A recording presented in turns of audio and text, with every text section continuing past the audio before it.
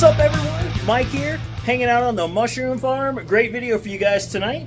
So today, February 21st, 2025, and I got a cool video for you guys. Actually got a story I want to tell you. So anyway, believe it or not, this day 8 years ago was the day I grew my very first mushroom, okay? So here's a picture of my very first mushroom. And if you would have asked me 8 years ago, or if you would have told me 8 years ago that would lead to this, me standing in like this kick-ass mushroom farm full of mushroom blocks behind me in Colorado in the middle of the Rocky Mountains, I don't know if I would have believed you, okay? Because back then I had no experience growing mushrooms, okay? Like I said, that one right there, my very first one, I basically was self-taught. I learned from watching YouTube videos from like dudes like me, all right? Just putting out videos. And today's video, I'm just going to tell you guys kind of what inspired me to grow that first mushroom, how I did it, and some of the things I did wrong. I just want to talk about the process a little bit, and kind of where it's led me, obviously, you know. So anyway, first let's just kind of talk about leading into that. So back then I was just like, I was looking for a new job, and I had been doing some gardening, all right? I was actually watching a YouTuber. His name was Curtis Stone, okay? So Curtis Stone was known as like the urban gardener or the urban farmer or something like that.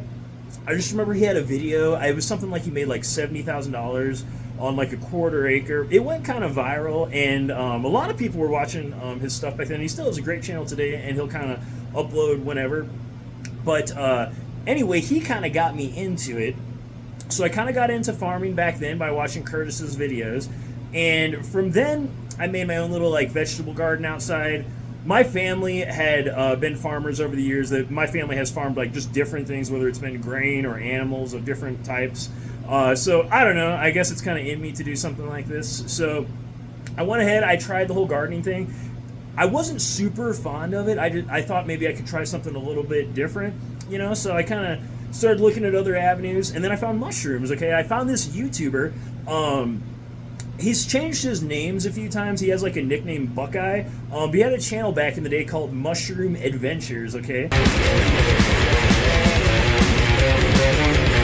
And anyway, so the Mushroom Adventures channel, I absolutely love that channel. And even today, I still think it's like one of the coolest channels that like was ever made on YouTube for mushrooms.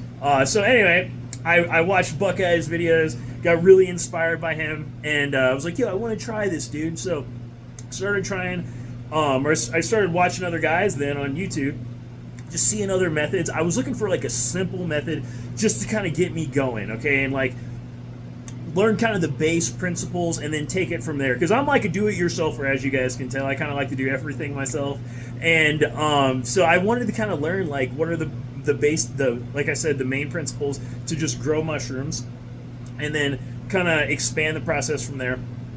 I watched this guy's video on how to clone a mushroom, and I actually have made videos now on how to clone a mushroom, and I will link those down in the description box below, so check those out if you'd like to.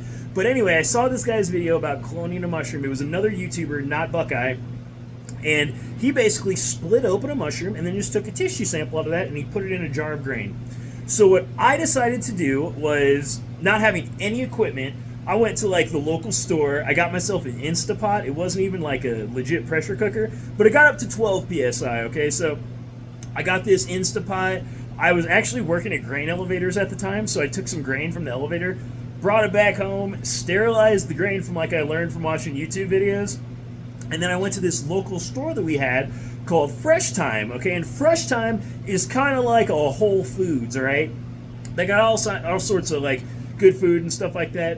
And they had this mixed box of gourmet mushrooms. I just remember it was like oysters, cremini, like the white button, and shiitake. So what I did is I brought that home, and I didn't have any scalpels or I didn't have a lab or anything like that, but I had a steak knife and I had a lighter, okay? So I Lysoled my kitchen, wiped down the kitchen counter, flame sterilized my steak knife with that lighter, and then I took my tissue samples of the mushrooms and I put them into the jars, okay? So out of all those jars, 3 of the oyster mushroom jars worked, okay? They fully colonized, okay? They produced really nice spawn. The shiitake and the cremini both contaminated, okay? So I decided not to mess with those. I was like, you know what, we'll just work on the oyster mushrooms. So Anyway, I got myself some straw then. I boiled the straw on my stove, okay? Let it drip dry, and then I just put it in a myco bag, okay? Then after that, I went ahead and I spawned it with my spawn that I made that I had in my mason jars. I sealed the bag with a zip tie, and then I let it incubate, okay?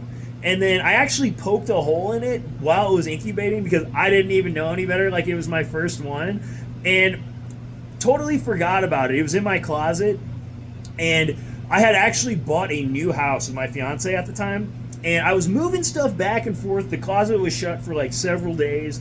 And I went back to that house, opened up the closet, and I was like, whoa, dude, my mushrooms grew. I completely forgot about them, but my mushrooms were like chilling right there in the closet, and I was like mind blown. So I took them, and I was like showing everyone my mushrooms.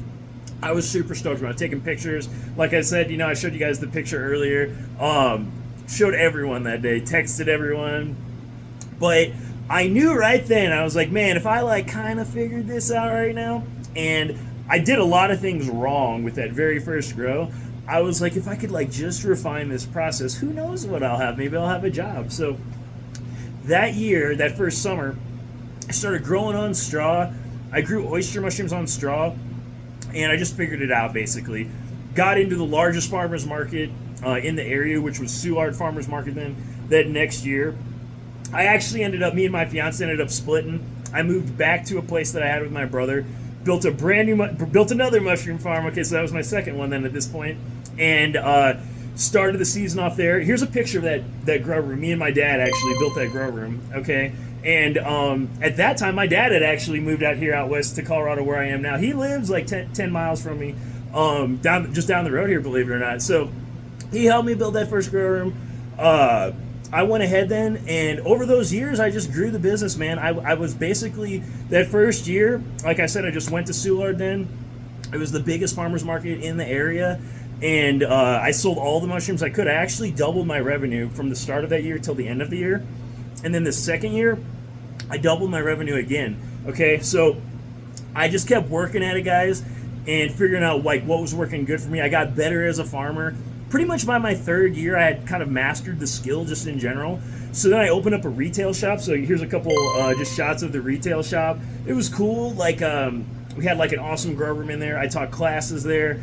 I had the local news interview me. That was kind of cool. I made it on the news, and I didn't even like rob a bank, or do anything to get in trouble. So that was kind of neat. And now after several years of being a mushroom farmer in St. Louis, like I said, having several farms there, having the mushroom retail shop, I decided to move out here to Colorado, kind of start it all over again. I've got my own place here now, and this is just great. I'm like stoked to start the season off.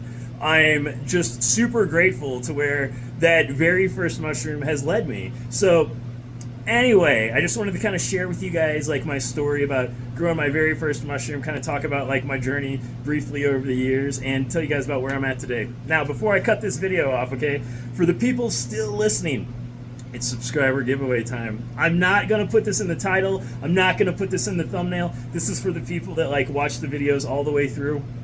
Normally, I have you guys leave a number at the bottom. We're not doing that this time, okay? What we're doing, I just want you to leave a comment. If you just leave a comment, you're going to be entered in my subscriber giveaway for the month for this channel. And what I'm going to do is I'm going to give away some liquid cultures, some agar cultures, or some spawn. I'm just going to give you a choice, and I will basically announce the winner March 1st. Okay, so like I said, just to enter, just drop a comment below. Anything you want. Tell me what your favorite mushroom is. Tell me what you ate for breakfast. I don't care, man. Drop me a comment, and then I will announce the winner. I'll randomly pick one just with a random number generator. I will assign your comment a number, and then I will just randomly pick one of you guys. We'll announce the winner March 1st. It's really all I got for you on this one, guys. I mean, drop this video a like. Subscribe to the channel if you haven't already. But that's all I got for you on this one, and I will catch you guys on the next one.